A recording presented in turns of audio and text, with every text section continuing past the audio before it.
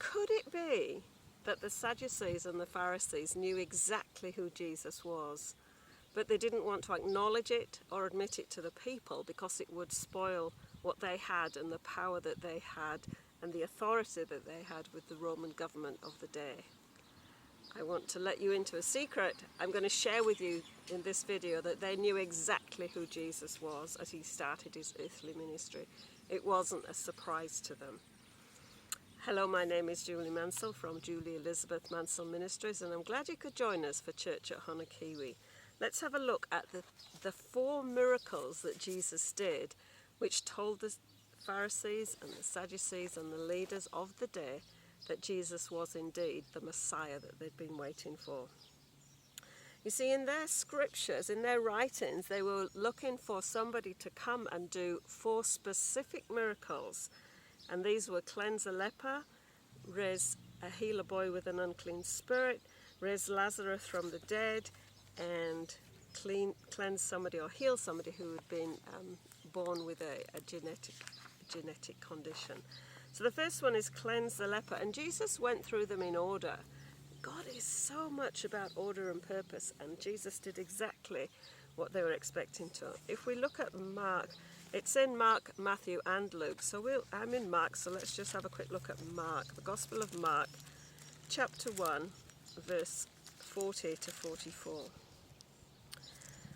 This is the story of Jesus cleansing a leper. A leper came to him and implored him, kneeling to him, saying, "If you will, you can make me clean." And moved with pity, he stretched out his hand and touched him and said to him, "I will, be clean."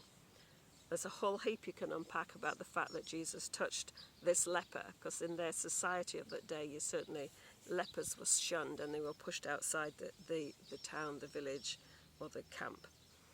Immediately the leprosy left him and he was made clean. And Jesus sternly charged him and sent him away at once, saying to him, "See that you say nothing to anyone, but go and show yourself to the priests, and offer for your cleansing what Moses commanded as proof to them." And then the guy went out and started talking about it freely. And that meant his ministry was open. But what happened there was, the Pharisees and Sadducees of that day had not been able to cleanse anybody with leprosy. There's only 3 records of leprosy in the Bible and they believed that it was God that actually would cleanse that person. So for Jesus to come along and cleanse this man, it meant that he was actually the Messiah. Those 3 occurrences in the scripture is where Moses had a leprous hand. You remember God told him put it inside his jacket. That's in Exodus chapter 4 verse 6. Miriam in Numbers 12 verse 14 to 15. King Uzziah in 2 Chronicles verses 26, 18 to 21. The only man that had been healed of leprosy was Naaman the Gentile, and we can see that in 2 Kings 5 verses 1 to 8. So there's no biblical record of any Israelite being healed from or cleansed from leprosy. And lepers, they believed, were condemned by God. And because it was put on that person by the finger of God, the Jews believed that it was only God that could cleanse the leper.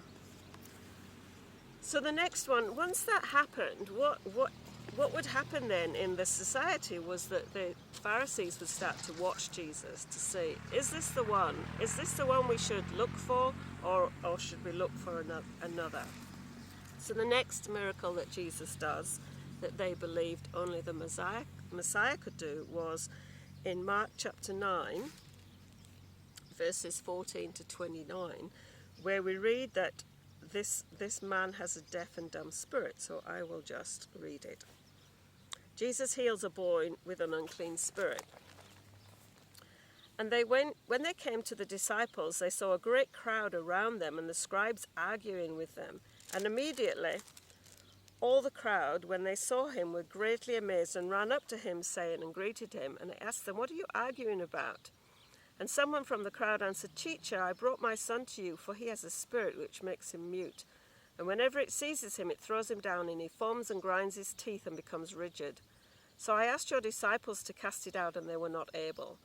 And he answered them, O faithless generations, how long am I to be with you? How long am I to bear with you? Bring him to me.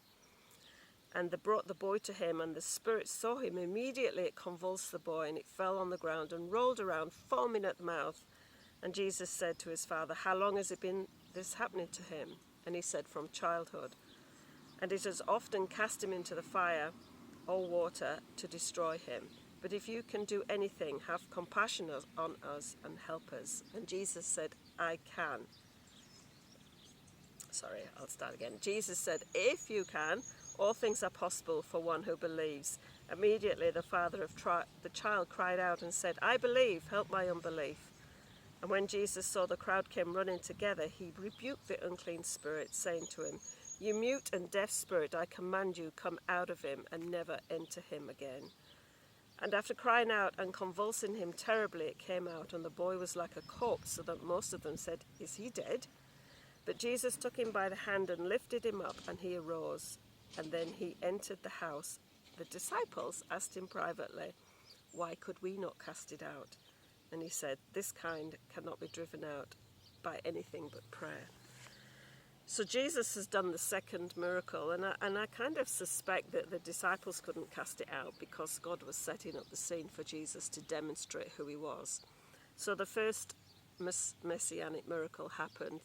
The Pharisees started to watch him, but at that point they weren't allowed to question him. From this point forward, Jesus has now done two of the messianic miracles, and they are now starting to question him. So why did they believe that this particular miracle would indicate the Messiah if this person came and did this miracle? It was because they believed that when you actually cast out a demon, they're teaching what they'd been taught in their law and their preschools.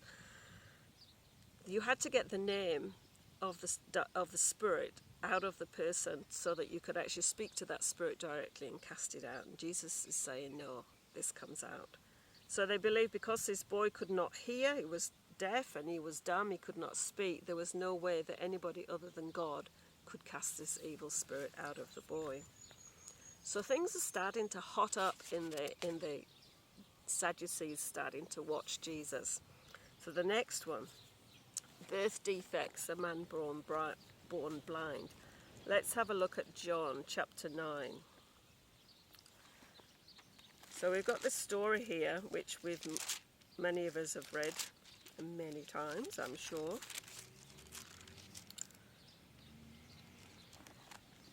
Jesus heals a man born blind. This is verse 1. As he passed by, he saw a man from birth, blind from birth, and the disciples said to him, Rabbi, who sinned, this man or his parents, that he was born blind?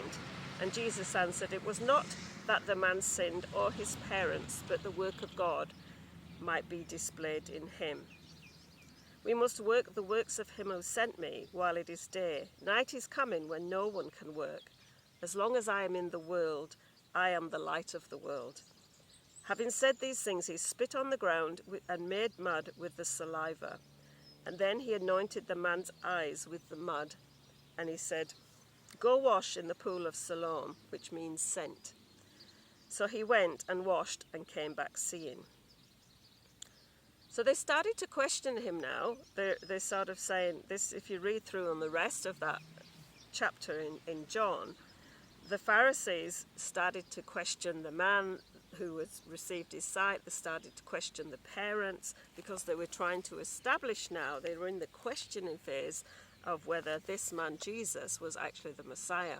This is miracle number 3. Now the reason why they believed that this was one of the messianic miracles was because they believed that birth defects were a punishment from God.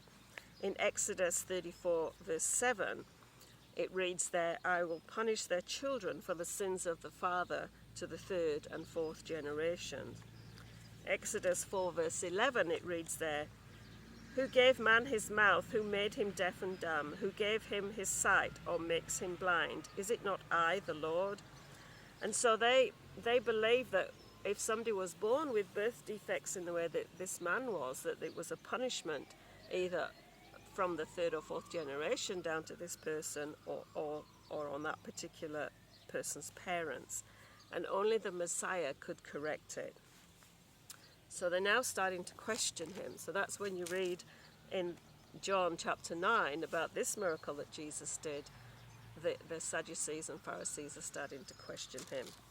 Now the fourth and final one is where God raised Lazarus from the dead. So we'll just have a look at raising Lazarus from the dead. Oops, did I write that scripture down?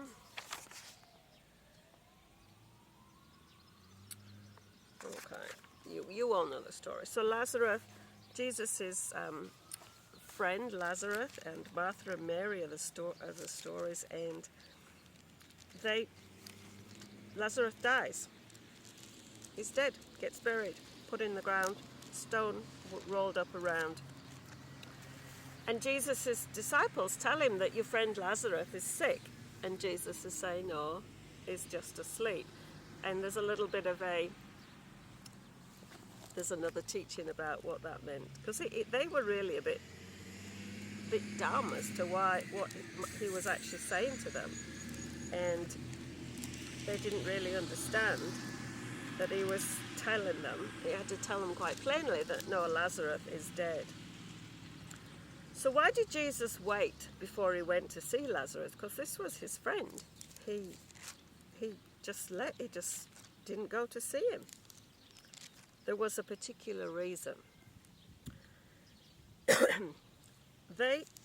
Jews of the time, the leaders of that time, believed that a person could only be raised from the dead up to 3 days. After the third day, that person's soul would go to be either with God, or in the bosom of Abraham, or with the devil, as they understood it. So the fact that Jesus waited was pretty significant, because he was again showing them, this was miracle number 4, he was again showing them that he was their Messiah. And so he went and he raised Lazarus from the dead. I've now found the scripture. Bear with me. We'll read the scripture, because some of you may not know the scripture very well. So John 11, chapter 4. Verse 4, rather. Now a certain man was ill, Lazarus of Bethany, the village of Mary and her sister Martha. It was Mary who anointed the Lord with ointment and wiped his feet with her hair, whose brother Lazarus was ill. So the sisters sent to him, saying, Lord, he whom you love is ill. But when Jesus heard it, he said, this illness shall not lead to death. It is for the glory of God. It's kind of a theme there, because he said that. We've got that phrase in the previous one. Now Jesus loved Martha and her sister and Lazarus, and so when he heard Lazarus was ill, he stayed 2 days longer in the place where he was.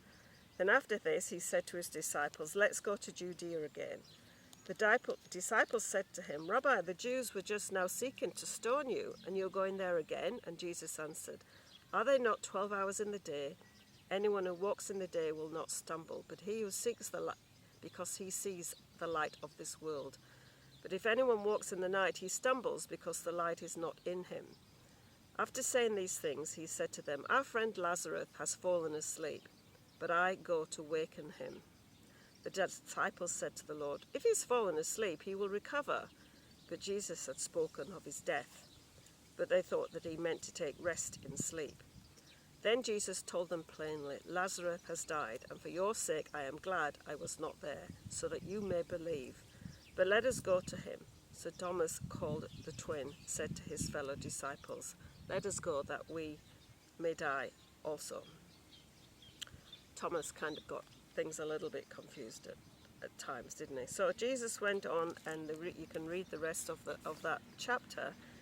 And Jesus deeply moved, this is verse 38, Jesus deeply moved again came to the tomb. It was a cave, and a stone laying against it. Jesus says, take away the stone. And Martha, the sister of the dead man, said to him, Lord, by this time there will be an odor, for he has been dead 4 days. And Jesus says, did I not tell you that if you believe, you would see the glory of God? So they took away the stone, and Jesus lifted up his eyes and said, Father, I thank you that you have heard me. I know that you always hear me, but I said this on account of the people standing around here, that they may believe that you sent me." Then he said these things. When he said these things, cried out with a loud voice, "Lazarus, come out." The man who had been dead came out, his hands and his feet bound with linen strips, and his face wrapped with a cloth. And Jesus said, "Unbind him." So this is the fourth miracle. Now the Sadducees and the Pharisees and leaders are really mad because he has demonstrated to them quite clearly. They've quizzed him and questioned him and started to quiz and question the ones that are receiving the miracles. And what is their response? We read in verse 45. Verse 9. They plotted to kill him. So Jesus has done all these miracles, but the Jews, the Sadducees and the Pharisees and leaders of that day, their answer to them was not to accept him, because the next stage, what they had to do was acknowledge to the people that this was the Messiah. But they didn't want to do that. They didn't want to let go of the power and the authority that they had. They didn't want to acknowledge that Jesus was the Messiah. When John was in prison, we'll just finish off with this. When John was in prison towards the end of his ministry, he's a little bit disillusioned, and he sends his disciples over to ask Jesus, "Are you really the one?" Everything that John's gone through to this point, but we all get sometimes to a stage where we're a little bit down, and this is John's stage. And Jesus' answer to John's disciples were, this is in Luke 7:22, "Go back and tell John what you have seen and what you have heard.